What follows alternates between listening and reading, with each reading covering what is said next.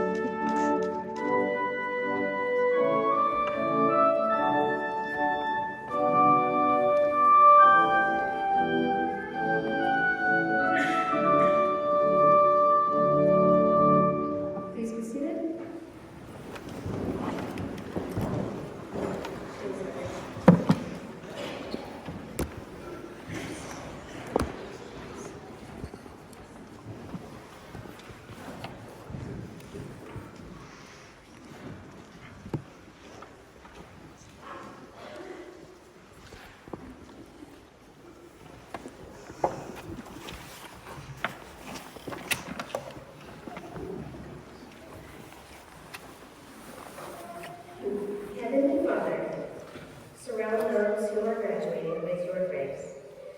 Bless them with hope so that they may greet every day with eager and open hearts. Help them to put the knowledge, skills, and insights gained throughout their youth toward the good of all mankind. Inspire them to believe in the goodness of life and in your enduring love, even in difficult and challenging times. As they commence their lives as adults, may the memories of their time in this loving community offer them strength and vitality, that they may face their futures with confidence and trust their past to guide them. Amen.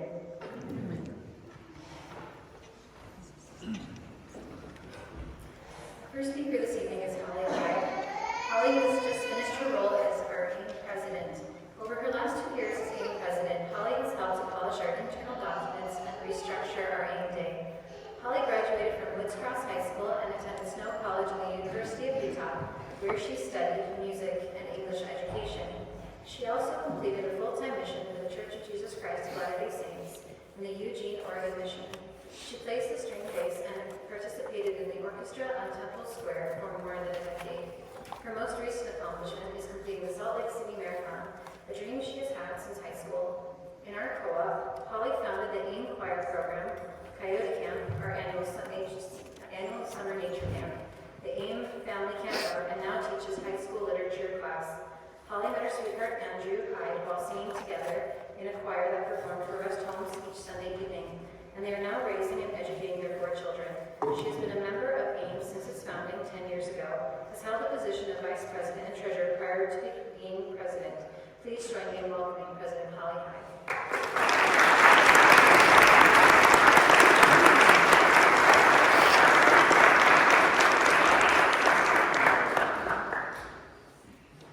What a great night.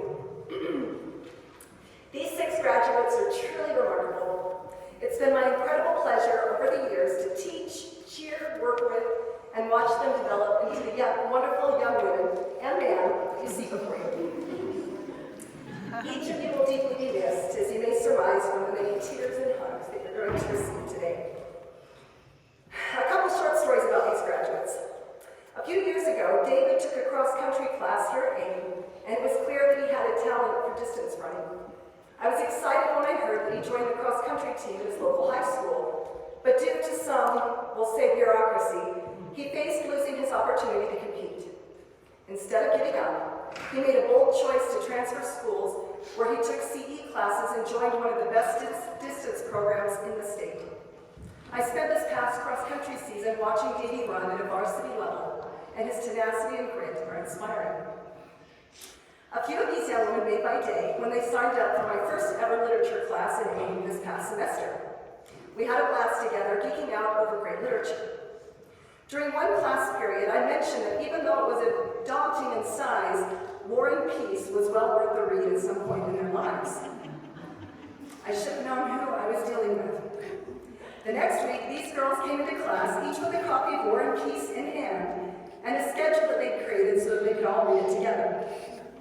They enthusiastically showed me their annotations and markings, and I thought, these are not your average high school students.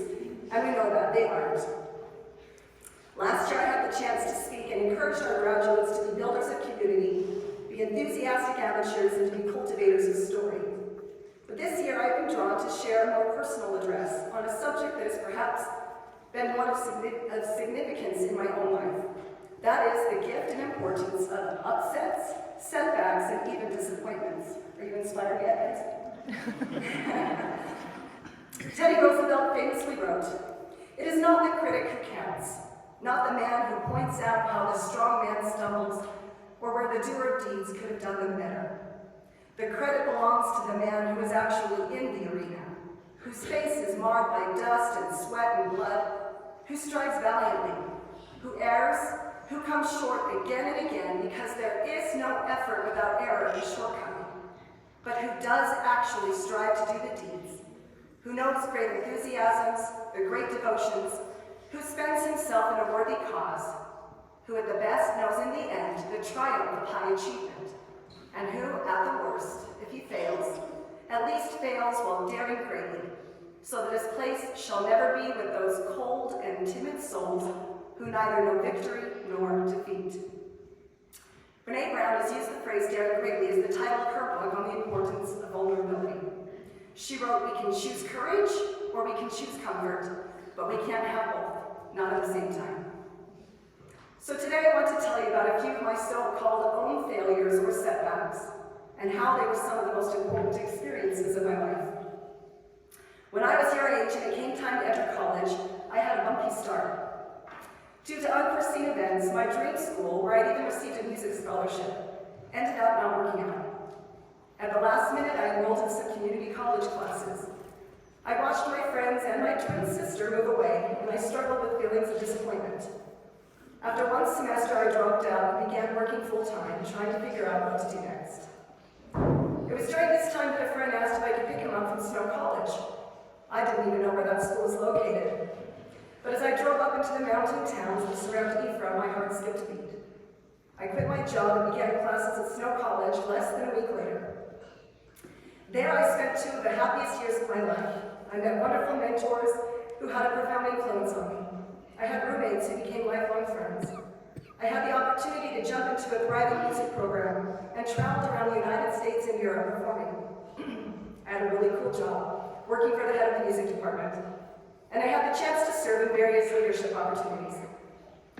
What was at first to me a huge disappointment ended up leading to many of the best experiences of my life. Next, and at the high risk of sounding like the stereotypical marathon runner, I'm going to talk about it. But I don't want to talk about the marathon that succeeded so much as the one that failed. As Michelle mentioned in my biography, I ran the Salt Lake City Marathon a few weeks ago. But I first began marathon training back in 2017. I'd been a distance runner for most of my life, was in good condition, and felt like I was ready to make the jump.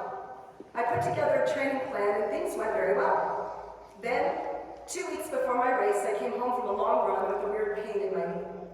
As I stepped onto my porch, my leg gave out completely and I collapsed. It turns out I'd severely injured my IT band, and not only did I have to miss running my marathon, but it was nearly a year before I could run again. Then, just as I started to get back into my running groove, my health took a sudden and rapid decline. Months of tests and specialists finally led to the unexpected diagnosis of celiac disease. It would take time and living a strictly gluten-free diet before my strength returned. Finally, at the start of this year, I took a leap of faith and signed up for the Salt Lake City Marathon. Knowing what it was to fail, I did things differently. I read many books on marathon training, put together a more comprehensive plan, was diligent in my nutrition, consistent in strength training workouts, and did all the things necessary for optimal training and success. Now, even with all that, it wasn't easy. I developed plantar pain in my foot and gave up fashion in favor for knee-length compression socks and recovery slides, some of which were mocked here at AIM. I had many 4 a.m. wake-up calls and spent countless hours running in the bitter, wintry dark. The highest peak of my training included 3 20-mile runs, 3 Saturdays in a row. The first would unfortunately be done while ill with the stomach virus. The second I would have to run with severe dehydration. And by the third run, I had to do it with full-blown bronchitis. As an extra bonus, in the last 2 weeks of training, I developed runner's knee in my left kneecap. But when the morning of the marathon finally came, I woke up feeling perfectly calm. I knew that I had trained hard and I was prepared. My goal for this marathon was to run a sub-4-hour marathon, which would be a 9-minute pace per mile. In the end, I came up at 3 hours and 46 minutes with an 8:36-mile pace. My first marathon led to being 6 minutes off from a Boston qualifier, and I placed 6th place in my age group. I don't share this success to brag, but to tell you that I'm so glad that I didn't give up after failing that first time. Truthfully, the hardest part of training was overcoming the doubts and fears that I was going to fail again. However, because I learned so much from my first attempt, I was able to train harder and run much faster, even though I was several years older. My final story is one that is deeply personal, and I don't share it lightly, but knowing that I'm here among friends, and that all lives have their ups and downs, I'm choosing to be vulnerable and share it with you today. In 2019, I had a devastating loss when I miscarried early in my second trimester. There are many hard things that you have to grapple with, but at a time such as that. But one of the strangest sensations was a sort of buildup of energy that was meant to go into something that was now suddenly gone. Once the initial shock wore off, I struggled to know what to do with myself and my now-lit future. Around this time, my eyes fell on a well-read and dog-eared book sitting on my shelf. It had been part of an idea that I'd been pondering for several years and was a book on how to run a nature camp. I dusted that book off and began rereading the well-marked passages and notes that I'd written in the margins. It was something that I'd wanted to create, but I never found the time amid the busyness of life. Now there it was, and there I was, suddenly with an abundance of energy and time, and nowhere to put it. As you may have guessed, this was the start of Coyote Camp, the week-long nature camp that we do each May. Nature was a huge part of my childhood. It shaped me, and being able to put my energy into creating a camp where kids could come and connect with nature has been a joy. Coyote Camp has become a yearly highlight for AIM students and their mentors. Last week, during the final day of Coyote Camp, I was sitting with a 5-year class who were attending for their first year. One little boy with tears in his eyes said how much he loved Coyote Camp and how sad he was that it was now ending. I promised him that he could come back next year, and that Coyote Camp was something that he could look forward to as he grew up. Without disappointments, upsets, and even failures, we would never be able to realize our full potential. My hope for each one of you is that you won't let these things stop you, but rather that you will see them as opportunities to learn, grow, become better, and to create something wonderful. There's a poem I love, and literature students might laugh because there's a lot of poems that I love. But this is one that's been attributed to several poets, including Edward Guest, John Greenleaf Whittier, and others.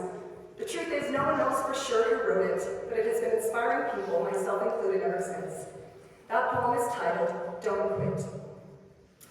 When things go wrong, as they sometimes will, when the road you're trudging seems uphill, when the funds are low and the debts are high, and you want to smile, but you have to sigh, when care is pressing you down a bit, rest if you must, but don't you quit. Life is strange with its twists and turns, as every one of us sometimes learns. And many a failure comes about when he might have won, had he stuck it out.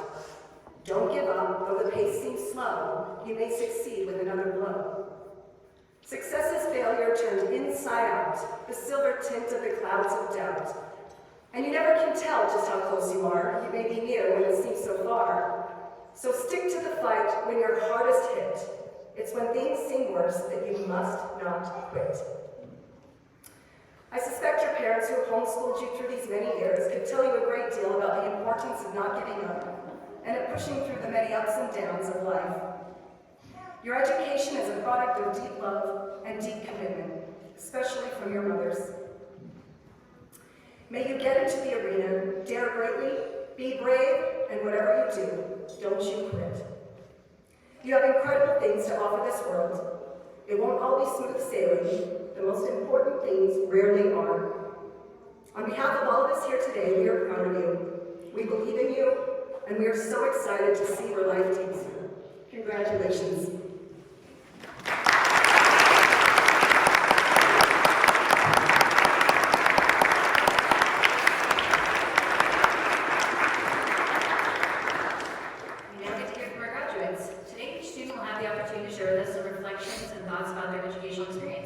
We will hear from Eva Billings first, followed by Samantha Carpenter, Addie Lalliss, Alice Ludd, Kennedy Riley, and David Tervort.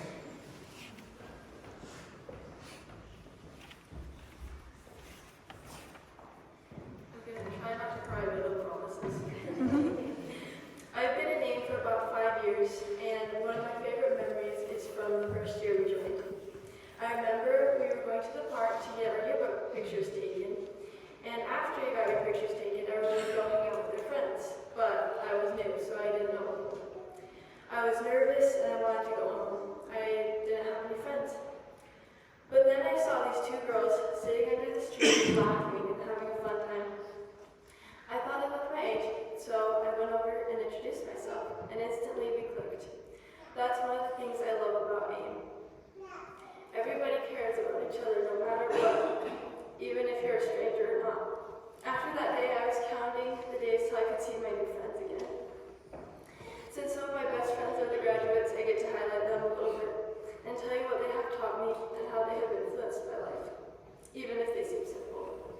From Samantha, I learned how to be creative, to channel my inner Bob Ross.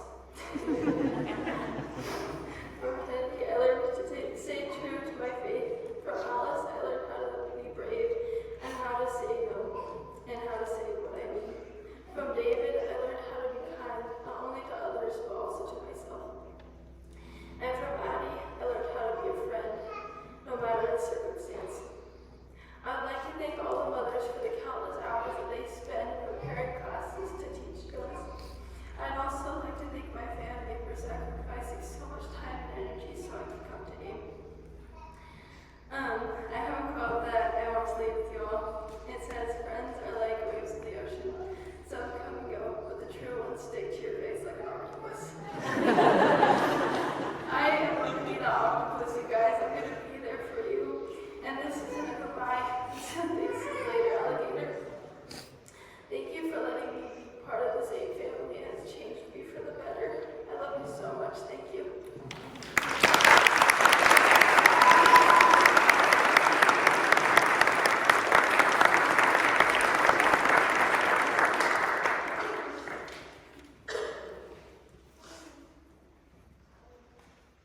Haven, a definition. Harbor or port, a place offering favorable opportunities or conditions, a safe space, a refuge. See also home and family. For almost a third of my life now, AIM has been my haven. A safe place and a refuge for me. You all are truly family to me and have been such a big part of my life story. I've always heard that the best place to start a story is in the beginning, so I want to paint you all a picture of my first day of AIM. It was a cold, wintry day when I walked into the old AIM building.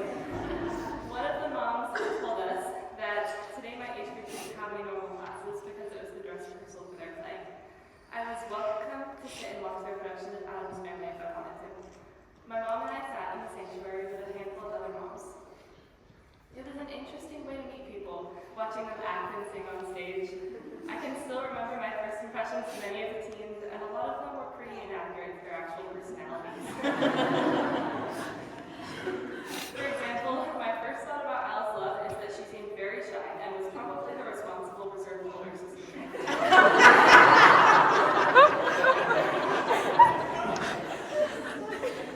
Taylor Brown, I was convinced, was a lot older than me, very stylish, and much too cool for me to try to be friends with her. Kennedy Riley came off as boy crazy. Isabel Singer was dramatic, bubbly, and immature. But the most prominent thought I had during that production was that more than anything, I wanted to be up on that makeshift stage, dancing and singing with these kids I didn't know, but gave off such happy energy. Something I've never had in abundance is self-confidence. When I joined AIM, it was lower than it's ever been. The music and theater programs specifically have drastically improved my self-worth and overall confidence. Performing and specifically singing on stage makes me feel so alive and so much like myself. I would never have discovered that without the AIM theater and choir programs. Now I couldn't imagine my life without it being full of choir and theater rehearsals. This is just one example of how AIM has changed my life. There are countless others, but I don't have time to talk about all of them today. I want to read a poem that, when I first heard it, reminded me so much of my experience at AIM and with the people here. A smile costs nothing, but gives much. It takes but a moment, but the memory of it usually lasts forever.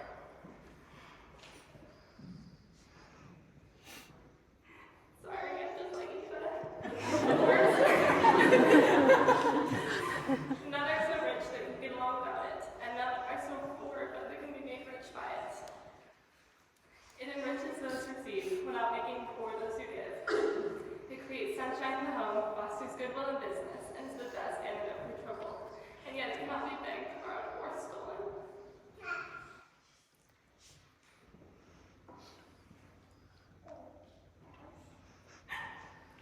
For it is of no value unless it is free to give away.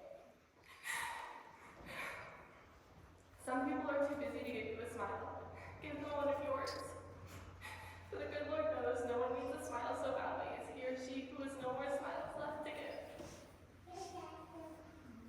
In my 6 years at AIM, I've often been the gifter of a smile, but I think even more often I've been the one lacking a smile.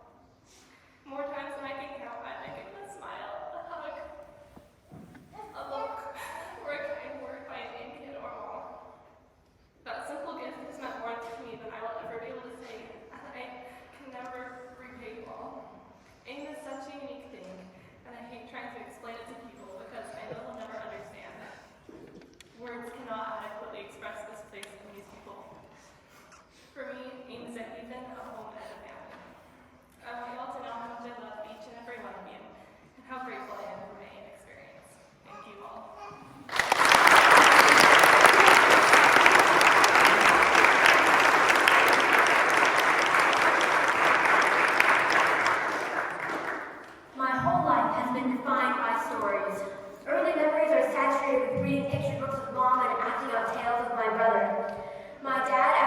home from work would do comedy shows and tell us about the wild adventures of a guinea pig named Buddy, who loved stealing motorcycles and causing trouble. My mom worked hard to instill her love of books in me. I've been homeschooled my whole life, and she's always been my favorite teacher. When I was little, she'd take me to the library, and I'd check out so many books that the stack would come up to my chin. I'd shoot through chapter books at an alarming rate, drinking in as many words as I could get my grubby fingers on. It was no wonder then that I wanted to become an author. My first stories were awful, of course. I owe much to the kind of grown-ups who read my work and decided to encourage me. But as the years passed, I got better, I hope. The other defining feature of my life has been religion. On the East Coast, where I spent the first 14 years of my life, the church is pretty small. The homeschool community is even smaller. My friend group consisted of maybe 2 or 3 other girls in my ward.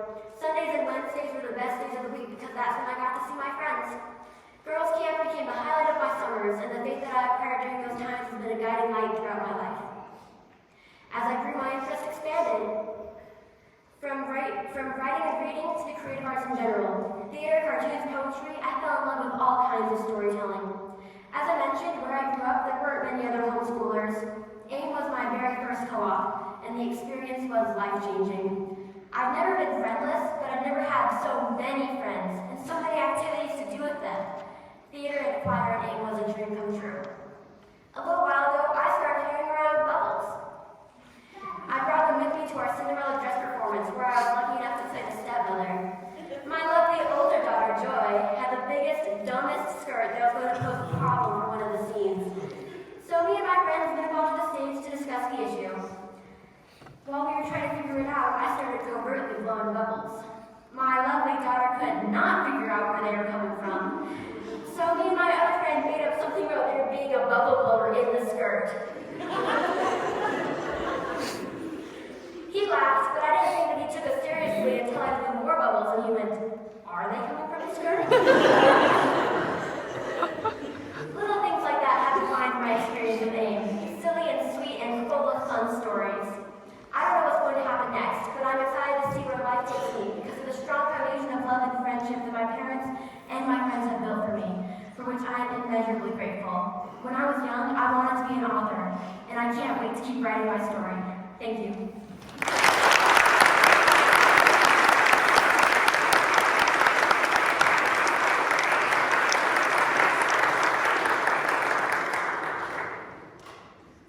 Before I joined AIM, I didn't have a lot of friends, and I was scared that AIM was just going to be another homeschool group with kids that I wouldn't be friends with. But on my very first day, I met Addie Lalliss, and she was the sweetest 10-year-old I have ever met. She made me feel like this was the right place for me. Soon after, I met Samantha, then Eva and David, and then Addie. These kids have been my friends and have grown up with me. I'm so glad I get to graduate with you guys. You guys are really the best. In the 8 years since I joined AIM, it has given me something that I couldn't have gotten any other way. A community built on love and trust. I have so many amazing experiences in this lovely co-op, and those experiences range from learning about the plants in the world around me, to learning the history of the novel, to learning how to change a tire. I'd like to thank all the sensational moms that have been so willing to give up all of their time to teach not only me, but all of us, things like choir and theater and herbology and literature. These wonderful women that I have been so blessed to know have impacted my life in so many incredible ways. I would not be the person I am today without the influence the AIM moms have had in my life, especially my mom. Mom, thank you for supporting me with all my crazy ideas, for sitting with me while at the piano for the first few years so I'd actually practice, for helping me learn how to tie my shoes, and for helping me build my faith in God. You have given me so many wonderful opportunities and helped me grow in every way. And Dad, thank you for the years of kindness you have given me. Your faith and patience have inspired me and guided me as I have navigated through my childhood, adolescence, and now my very, very young adulthood. Thank you for teaching me to work for the things I want, to always stay true to myself, and that no is a full sentence. I love you both more than my words could ever express. And finally, thank you to every person I have been able to know here at AIM for giving me a place to feel loved and welcomed. AIM has been monumental to me. And without you all, it would never have been as life-changing as it has. I love you all. Thank you.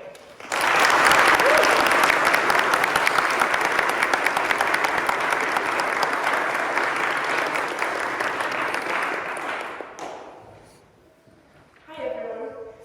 I'm excited to share with you a little bit about my love for AIM and some of my favorite parts of the past 9 years I've been in this amazing co-op. I remember my first day at AIM. It was 2015 and it was that year's Christmas party. My mom warned me that this was a party, so it wouldn't be like this every week if we joined. But she was wrong. To me, every AIM day has been the equivalent of a party. I love being able to feel a part of a family with close to 300 people who I can always count on saying something nice, having a good time with, and going to classes where we are taught by people who love us and teach us all about the things they are passionate about. My mom started homeschooling me and my siblings when I was in 4th grade.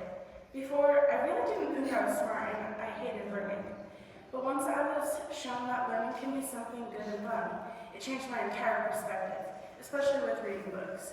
Now I always have around 2 books downloaded on my phone, an earbud in my ear with a book playing, and at least 10 books on my nightstand that I am in the middle of reading.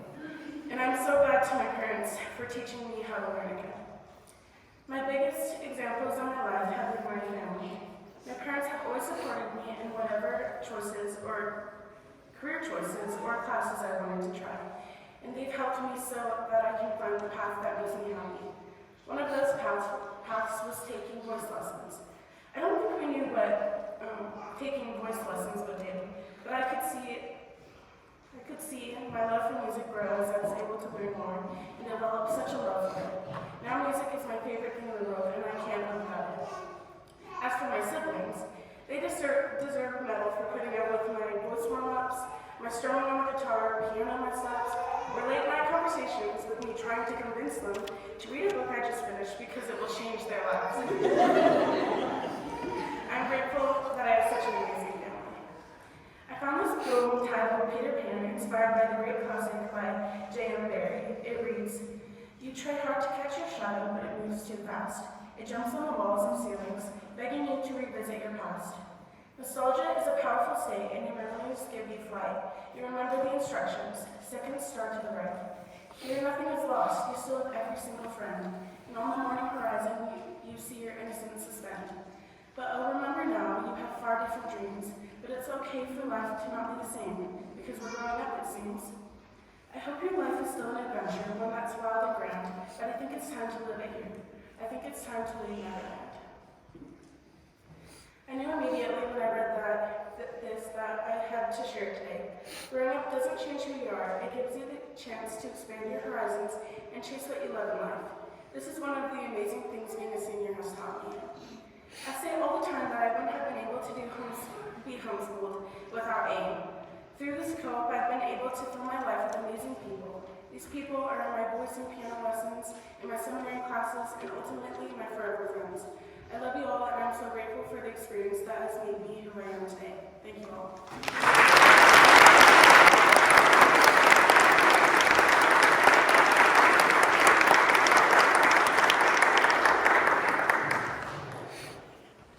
Okay, so these guys are so good at their speeches, and mine's kind of like last minute polished over and over again.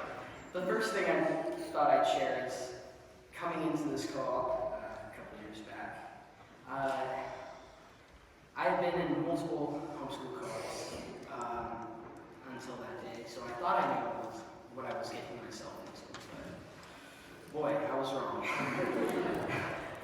From the moment I walked in those doors in this building, I went to my first, I think it was choir, I don't know, it was so long ago, but the moment I walked through those doors and saw all the smiles on everybody's face, I just knew that this is going to be a very different homeschool co-op.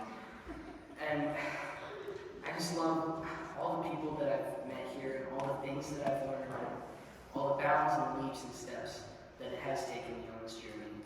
And it's made so much of an impact on my life. It has helped me with a self-identity crisis. Yes, I have that.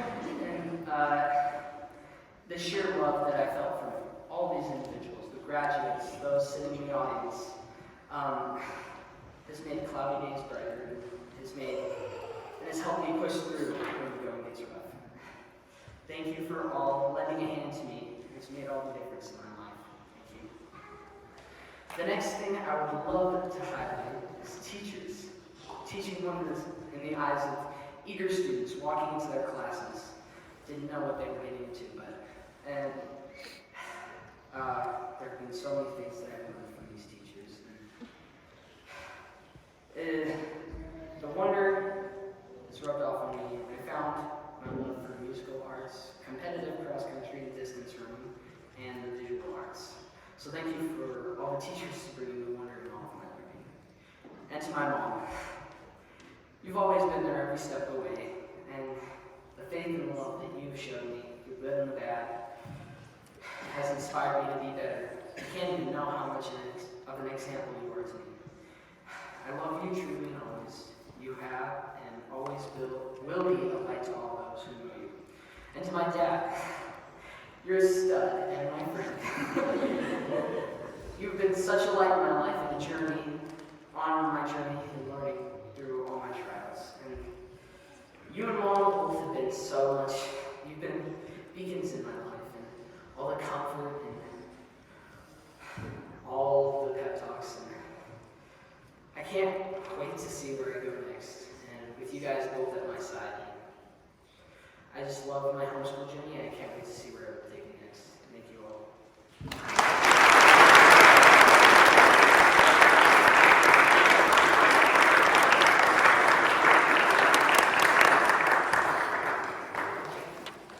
As is natural in a group based on children's education, we have a mother who is attaining alumni status this year, since she no longer has children who will be attending AIM. Marley, will you please stand up for us? Marley Billings and her family joined AIM in 2019, 5 years ago. During her time at AIM, she blessed the lives of the members by introducing Mothers of Influence or Mawnites and the Well-Educated Heart Philosophy, created our first teen program, AIM U, served countless hours on committees, including the first graduation committee, which she helped develop tonight's events, and taught various classes including gym, rhythm games, and animal encounters, where she excelled at really seeing and getting to know the kids she teaches. She will be greatly missed. AIM teachers, students, and alumni, will you please stand up?